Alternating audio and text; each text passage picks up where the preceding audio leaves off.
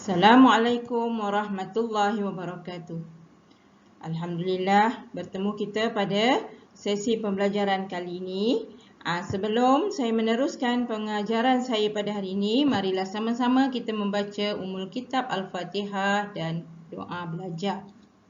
A'udzubillahi minasyaitonirrajim. Bismillahirrahmanirrahim. Alhamdulillahi rabbil alamin. Ar-Rahmanir-Rahim. Maliki yaumiddin. Iyyaka na'budu wa iyyaka nasta'in. Ihdinas siratal mustaqim. Siratal ladzina an'amta 'alaihim ghairil maghdubi 'alaihim waladdallin. Amin. Rabbi syrah li sadri wa yassir li amri wahlul 'uqdatam min lisani yafqahu qawli. Amin ya rabbal alamin. Amin amin ya rabbal alamin. Baiklah murid-murid, seterusnya saya akan membincangkan pada hari ini tajuk bagi murid tahun 2 yang mana ianya meliputi bidang mata pelajaran pendidikan Islam tahun 2, iaitu bidang yang akan saya sentuh di sini ialah sirah. Okey, tajuk apa yang akan Ustazah bincangkan murid-murid?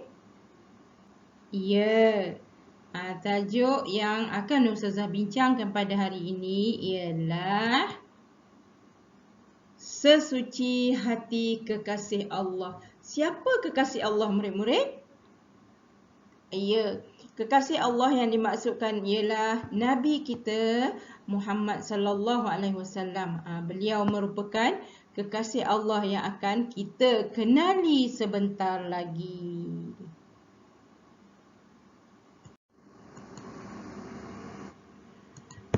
Baiklah murid-murid, untuk meneruskan pelajaran kita pada hari ini, marilah sama-sama kita renung sekeping gambar yang diberikan kepada kita, yang Ustazah tunjukkan di dalam pembentangan Ustazah pada hari ini. Ini dia. Ustazah mengharapkan semua murid-murid tahu apa ini gambarnya. Ya, ini adalah gambar hati manusia yang terdapat dalam tubuh badan manusia. Okay? Hati ini sangat penting kepada manusia. Kenapa dikatakan hati ini penting kepada manusia? Ya, murid-murid. Okey, hati ini sangat penting seperti mana hadis Nabi yang diriwayatkan oleh Imam Bukhari dan Muslim ada menyentuh berkaitan dengan hati. Mari kita renung, mari kita hayati hadis ini. Nabi Muhammad sallallahu alaihi wasallam bersabda, yang mana sabda baginda ini bermaksud apabila hati manusia itu baik, maka keseluruh anggota tubuh badan turut menjadi baik.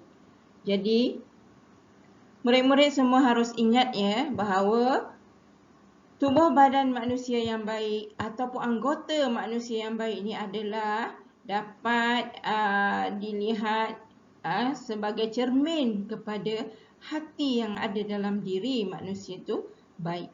Sebab itulah kalau kita lihat ya, tajuk yang akan dibincangkan pada hari ini, sesuci hati kekasih Allah. Kenapa sesuci hati kekasih Allah? Ini menunjukkan kepada kita bahawa Nabi Muhammad itu adalah orang yang bersih hatinya. Dapat dilihat seperti mana akhlak Nabi, iaitu akhlak yang terdapat dalam Al-Quranul Karim. Okey, seterusnya murid-murid, apa yang akan kita lihat dan apa juga peristiwa yang berlaku serta apa yang perlu murid-murid semua tahu tentang Nabi kita, sehingga tajuk sesuci hati kekasih Allah ini diberi kepada kita. Okey, sebelum itu, jom murid-murid kita melihat tanda-tanda kenabian yang terdapat pada Nabi Muhammad sallallahu alaihi wasallam. Okey, apakah dia tanda-tanda kenabiannya? Jom kita sama-sama melihat apa yang ditunjukkan kepada kita. Okey. Tanda kenabian yang pertama yang berlaku kepada Nabi junjungan besar kita iaitu Nabi Muhammad sallallahu alaihi wasallam ialah peristiwa dada Nabi dibedah oleh malaikat Jibril ketika baginda masih di usia kanak-kanak. Ketika itu Nabi masih lagi bermain dengan rakan-rakan sebayanya. Namun begitu, peristiwa dada Nabi dibedah oleh malaikat ni menunjukkan kepada kita bahawa Nabi ni adalah seorang yang sangat mulia, sehingga dapat dilihat tanda kenabian tersebut melalui peristiwa yang berlaku kepada diri Nabi sallallahu alaihi wasallam. Okey, seterusnya kita nak lihat lagi apa lagi tanda kenabian yang ada pada ataupun yang berlaku pada Nabi sebelum baginda diangkat menjadi rasul ataupun sebagai pesuruh Allah. Ini dia. Tanda yang kedua iaitu tanda ini hanyalah terdapat pada badan Nabi. Jadi tanda tersebut kelihatan pada badan Nabi, pada belakang Nabi. Itu adalah kelebihan yang ada pada Nabi dan menunjukkan tanda tersebut merupakan tanda yang menunjukkan baginda adalah pesuruh Allah, utusan Allah. Murid-murid perlu ingat dan murid-murid perlu faham bahawa tanda ini merupakan tanda yang sangat penting sebagai tanda kenabian yang ada pada Rasulullah ataupun yang diberikan oleh Allah atau yang dikurniakan oleh Allah kepada Nabi sallallahu alaihi wasallam. Selain itu juga ada lagi tanda kenabian yang lain. Ini jelas dapat dilihat daripada peristiwa pendeta Yahudi yang mengetahui ataupun mengenali tanda Nabi ini, iaitu beliau melihat awan yang sentiasa menaungi Nabi ketika Nabi berjalan. Jadi walaupun di padang pasir itu keadaannya sangat panas, namun perjalanan Nabi sentiasa dipayungi ataupun sentiasa dinaungi oleh awan sehingga matahari tertutup oleh awan tersebut.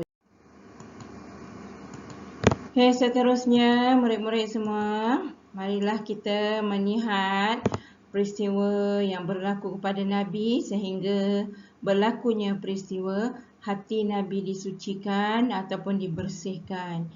Okey, bila peristiwa itu berlaku? Peristiwa ini berlaku ketika Nabi berusia 4 tahun. Nabi masih berusia 4 tahun pada masa itu dan Nabi masih bermain dengan rakan-rakan sepermainannya. Maka apa yang terjadi ketika itu?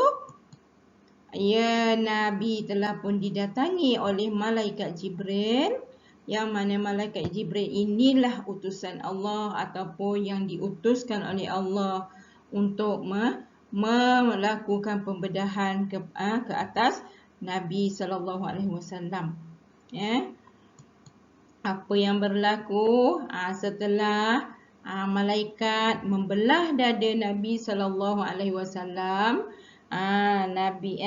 dada Nabi dibelah, kemudian dikeluarkan hati Nabi untuk disucikan ataupun untuk dibasuh ataupun untuk dibersihkan dengan air Zam-Zam. Ini dilakukan ataupun dilaksanakan oleh malaikat Jibril. Okey. Selepas malaikat Jibril membersihkan hati Nabi tadi dengan menggunakan air Zam-Zam, malaikat Jibril memasukkan semula ya, beliau memasukkan semula hati yang telah dibersihkan tadi ke dalam tubuh baginda sallallahu alaihi wasallam. Ya. Maknanya di sini hati yang dah bersih itulah yang dimasukkan ke dalam tubuh baginda. Di manakah peristiwa seperti ini berlaku kepada Nabi? Ya, peristiwa ini berlaku ketika Nabi berada di bawah jagaan ibu susuan Nabi, iaitu Halimatus Sa'diyah. Makanya peristiwa ini berlaku di perkampungan Halimatus Sa'diyah. Murid-murid kena ingat ya, zaman kecil Rasulullah dipelihara oleh ibu susuannya, iaitu Halimatus Sa'diyah. Baiklah murid-murid, hanya sampai di sini sahaja kelas kita pada hari ini. InsyaAllah kita akan bertemu lagi di masa akan datang.